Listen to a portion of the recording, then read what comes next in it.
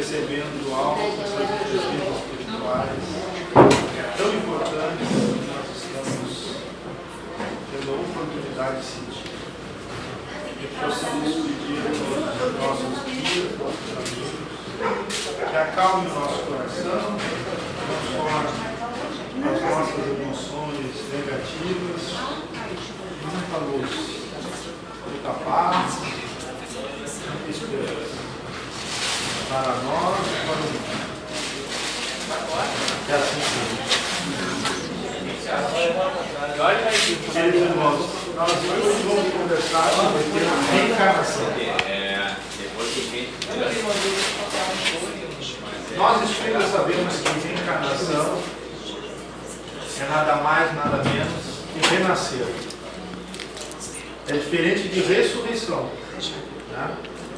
Ou seja, nós aqui nessa vida morremos e com esse corpo mesmo voltarmos. Isso seria a ressurreição. O que nós estamos falando é de reencarnação. E para nós espíritas, reencarnação é o espírito, o que está dentro desse corpo, o que usa essa matéria, vir num outro momento, após desencarnar, num outro corpo. Somos nós mesmos num outro corpo. Isso é reencarnar. O Espiritismo traz esse assunto, mas ele não é novo na humanidade. Esse assunto já é muito conhecido no Oriente. E está também na Bíblia. Na Bíblia. O próprio Mestre Jesus conversou sobre esse assunto. Ele disse que aquele que não renascer de novo não conhecerá o reino do céu.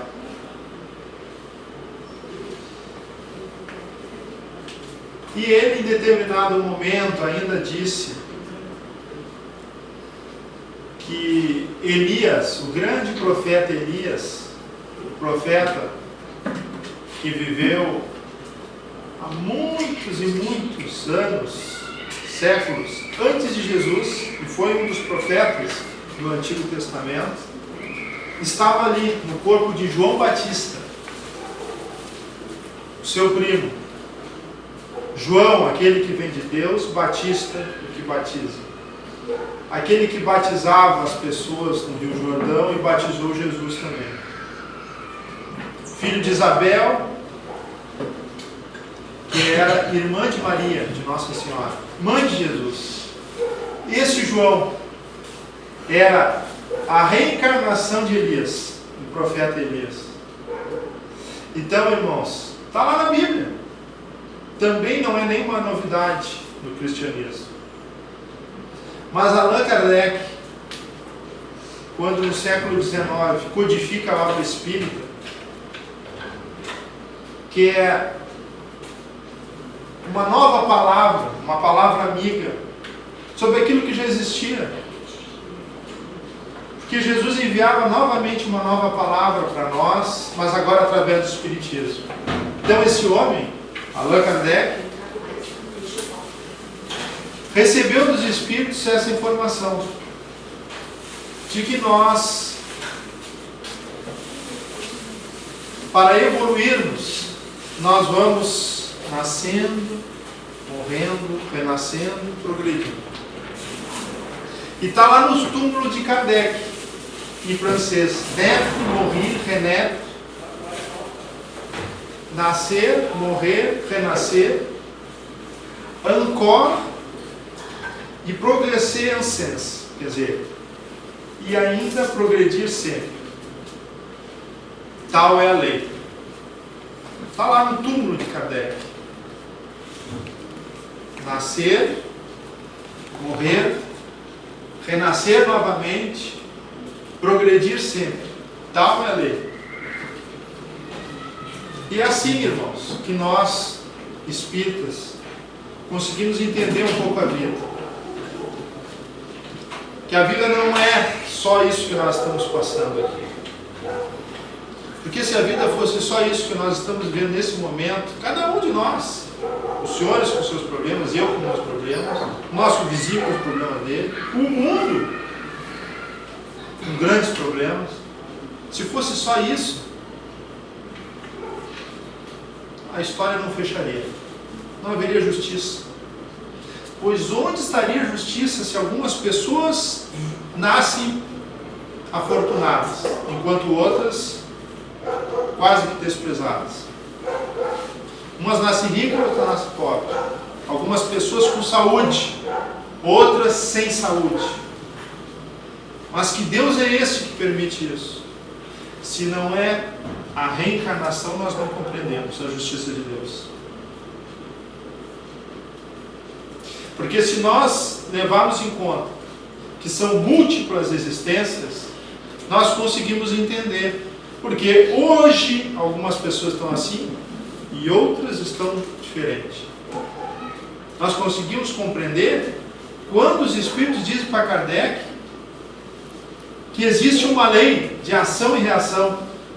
Tudo que nós fazemos hoje atinge o amanhã. Se você faz o mal agora, amanhã colherá isso aí. Se você planta o amor agora, terá um futuro amoroso. Ação e reação, causa e efeito. E isso se complementa justamente na multiplicidade de vida. Vou dar um exemplo para os irmãos. Uma pessoa, há muito tempo atrás, uns 2 séculos atrás, resolveu tirar a sua vida. E com a faca se degolou. Morreu, desencarnou. Pois, mais tarde, vem ele com um problema cancerígeno nessa região da laringe. Se nós olharmos só pelo aspecto dessa vida, vamos dizer o seguinte: esse sujeito foi um infeliz, um azarado. Deus foi justo. Por quê? Porque ele nasceu com problema e o outro não nasceu sem problema. Mas está aí a explicação. Você sabe aquelas histórias que muitas pessoas contam de acidentes aéreos, que os sujeitos na hora de embarcar não vai e o avião cai? Está aí a explicação disso. Nós não podemos pagar por algo que ele não fez. O sujeito não era para estar no avião, não era para ter ocorrido aquilo. Pessoas, às vezes, que de uma forma tão sem explicação morrem, desencarnam, porque chegou aquele momento. É aquela hora. Eu queria contar para os irmãos uma história de fé. Porque quando nós estamos falando de Deus, do Pai e das leis do universo, foge a nossa compreensão. E nesse segmento nós temos que dar ouvidos ao alto. Porque realmente muitas coisas a gente não entende. E a gente quer fazer as coisas de acordo com a nossa maneira, o nosso jeito. Achando que tudo nós podemos fazer, somos nós o centro das atenções. Tem que ser feito da nossa forma. E nós temos que entender que existe uma grande força que paira sobre nós. Uma força incrível. Que quando quer nos levar a determinados lugares, nos leva com a maior facilidade. E quando nós queremos ir para determinado lugar, nós quase morremos lutando e nós não conseguimos chegar. Por quê? Porque, ao fim e ao cabo, na nossa existência, quem manda é essa força suprema, Deus. Eu vou contar para vocês uma história muito conhecida da Igreja Católica, que é do cristianismo, que é do apóstolo Paulo. O apóstolo Paulo se chamava Saulo. Na verdade, é a história de 2 rabinos. Um rabino, que era Saulo, e o outro rabino, que era pobrezinho. O pobrezinho era Jesus. Eles ficam sabendo que o túmulo se abriu. E de dentro para fora, ele estava vivo. Mais vivo do que nunca. Não conseguiram matar Jesus. E esse primeiro rabino, então, enlouquece. E começa uma cruzada para perseguir Jesus Cristo. Ele, então, reúne seus colegas, pega todos os poderes que podia, auxiliares, poderes militares, e sai em perseguição dos cristãos. Começa a fazer um terrorismo, prende muitos santos, mata outros, e não satisfeito, ele via que aquela ideia do segundo rabino se espalhava pelo mundo. Todo mundo falava em cristianismo, nas ideias de amor de Jesus, e aquilo não parava. É como a nossa internet hoje, pulverizou de uma forma, compartilhando as ideias, e ele enlouquece e pega uma autorização para prender um grande seguidor de Jesus, um grande médium da época, curador chamado Ananias. E ele pega a estrada em direção à cidade de Damasco, com seus auxiliares, a cavalaria, munindo uma ordem de prisão, um mandado de prisão, para prender Ananias. Mas não sabia ele que uma outra ordem de prisão superior tinha sido emanada das estrelas, que era uma ordem contra ele na estrada, uma ordem de Deus. E essa ordem de Deus determinava que ele iria ficar cego. Foi quando então ele vê uma grande luz explodindo na sua frente, como uma bomba atômica. Era Jesus. Ele cai do cavalo, cai seus auxiliares, cai todo mundo, sob o tal mandado de prisão, e ele, apavorado, olha para aquela luz, mas aí espiritualmente, porque ele já estava cego, e pergunta: quem és tu? E aquela luz responde: eu sou Jesus, aquele que você persegue. Então ele toma um choque profundo no coração. E a vida dele passa como um raio. Tudo que ele fez, ele estava matando. Porque ele era um perseguidor, ele era um terrorista contra o cristianismo, e ele era um exterminador.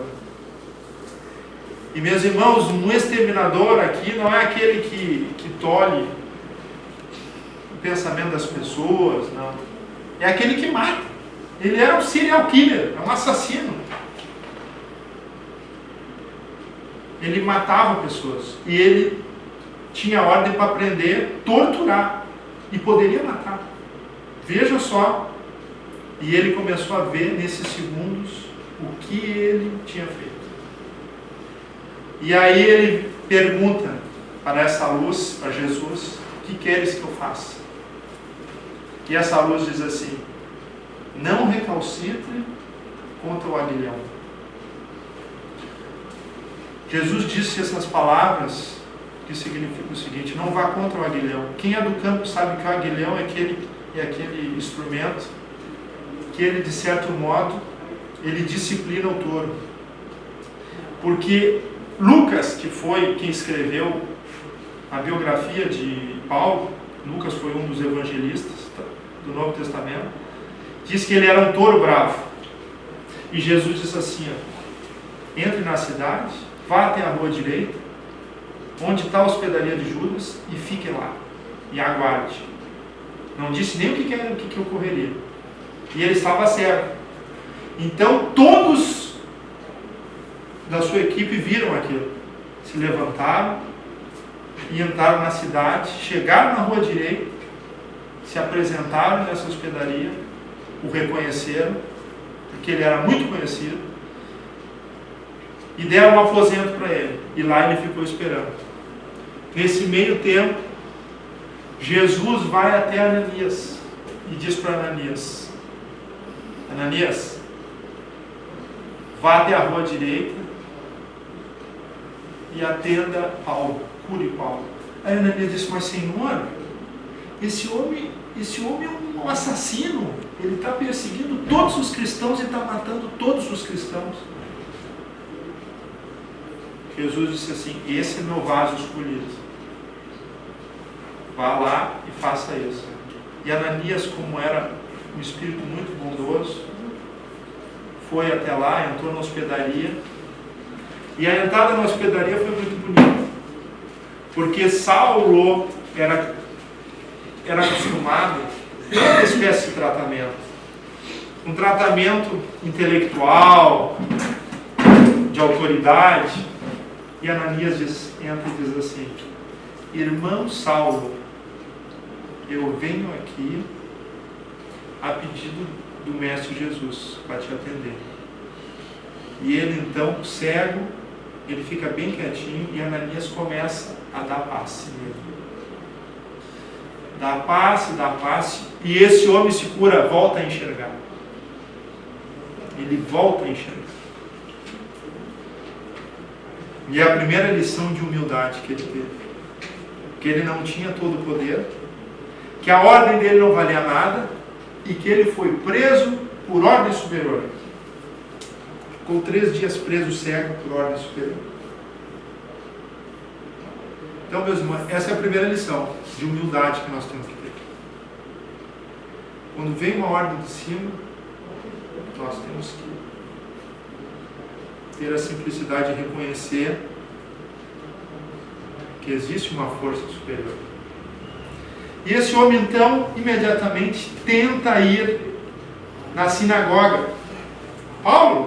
Saulo, vai para a sinagoga para pregar. Quando ele chega lá, o Sinédrio de Jerusalém já tinha emitido uma ordem de prisão contra ele, porque ele tinha abandonado a missão. Ele era um desertor.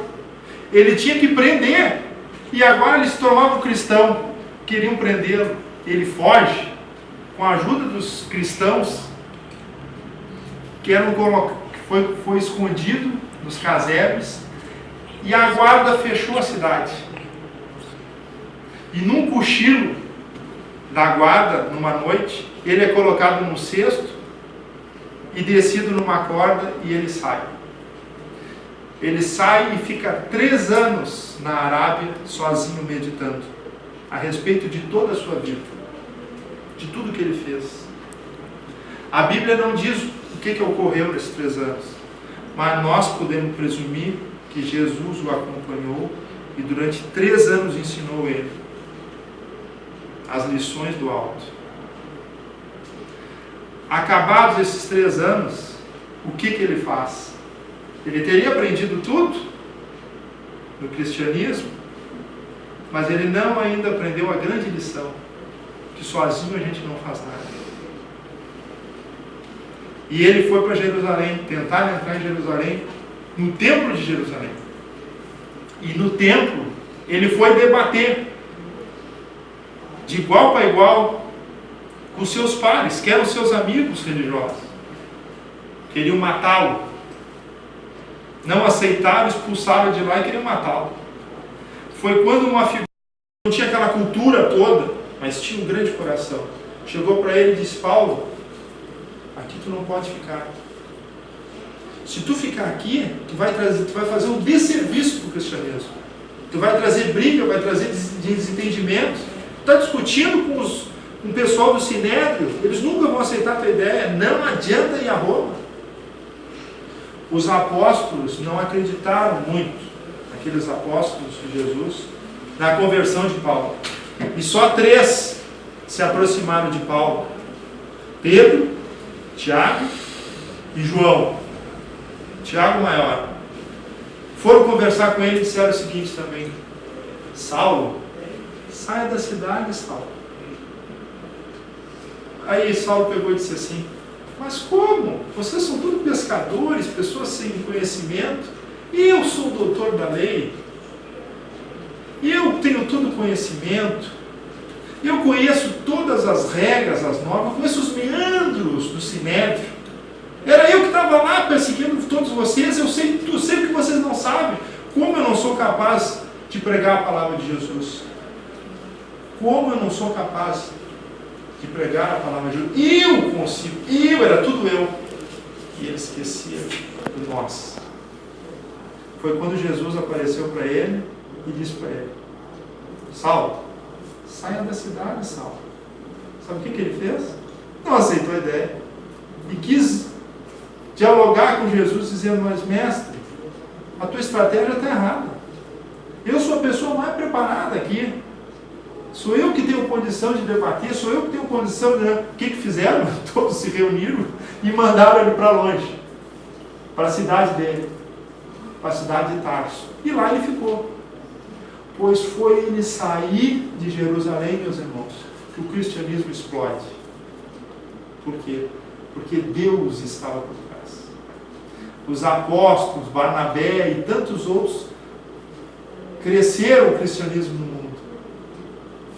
Então ele achava que sabia tudo, mas na verdade ele não sabia uma grande lição, que sem Deus a gente não faz nada. Não adianta saber toda a biblioteca, conhecer todos os caminhos se a gente não tem Deus dentro da gente. Nós só somos alguém a hora que a gente diz: Deus, o que o Senhor quer que eu faça? Nós estamos aqui, meus irmãos, os senhores estão aqui, eu estou aqui, todos nós aqui já vivemos bastante. Se nós pararmos um segundo, como é que nós chegamos aqui? Porque Deus nos colocou. E que facilidade Ele teve, né? Para nos dar a vida, para nos manter a vida, para montar um esquema da nossa existência. Foi Deus que fez, não fomos nós.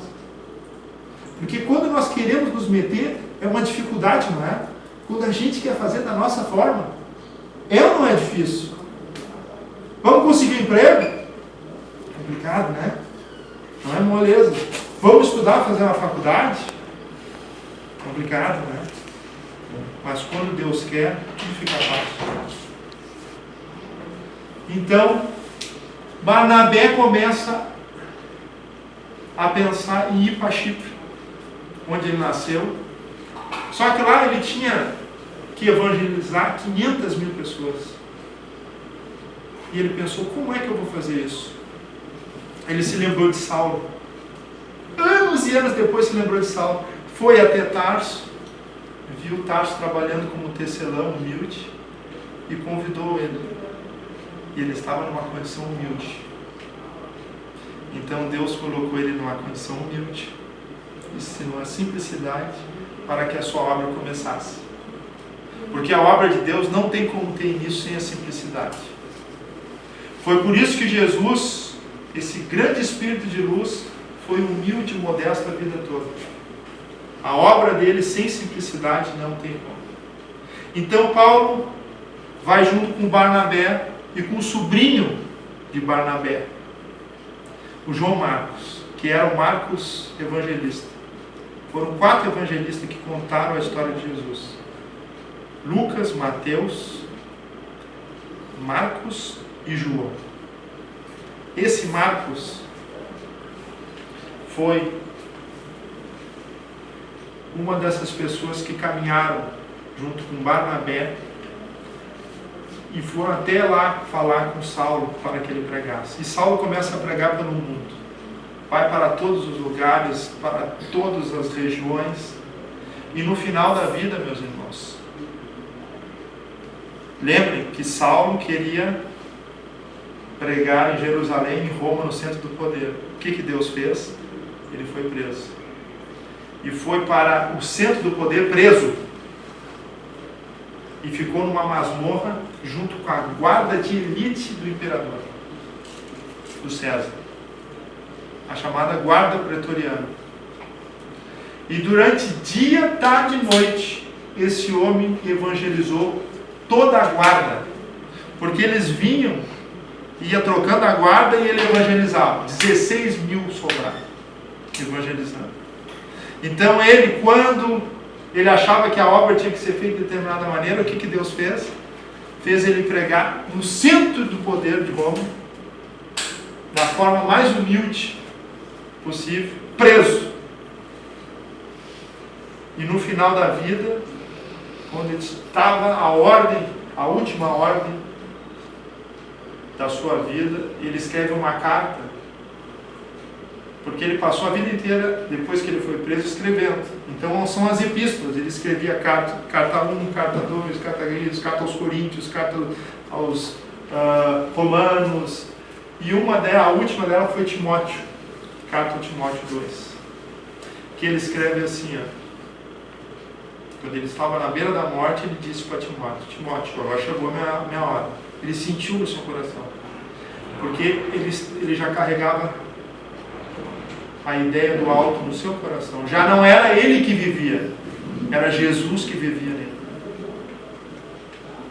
Combati o bom combate, terminei a minha missão, preservei a fé. E aí o soldado recebe, então o chefe da guarda recebe em papiro a ordem de execução de Paulo. E carrega numa mão uma tocha, na outra a ordem, vai caminhando. Quando chega na frente da cela, bem na frente da cela, chama: prisioneiro Paulo! E ele então entende que chegou o seu momento. Colocam eles em cima de uma mesa, e o carrasco então pega a espada e separa a sua cabeça do seu corpo, e termina então, meus irmãos, a história desse homem incrível que nós conhecemos como Paulo, apóstolo Paulo, o grande homem de grandes conhecimentos, mas que ao fim e ao cabo só se tornou alguém para o cristianismo quando ele deixou Jesus entrar no seu coração e começou a servir, e não ele a fazer da sua maneira. E esse exemplo é um exemplo muito importante. Por quê? Porque nós trazemos dentro de nós a simplicidade, o amor de Cristo e a ideia de que a vida não termina, a vida não acaba. Porque esse apóstolo Paulo reencarna tempo depois para fazer a grande reforma, como Martinho Lutero, grande reforma protestante. E assim a vida vai nascendo, morrendo, renascer de novo, progredir sempre. Tal é a lei. Muito obrigado, meus irmãos, muita luz, muita paz a todos. Que Jesus possa nos abençoar nessa tarde. Muita alegria a todos, aos nossos familiares, nossos amigos, e nos entregamos a Deus. Muita luz, muita paz, que assim seja.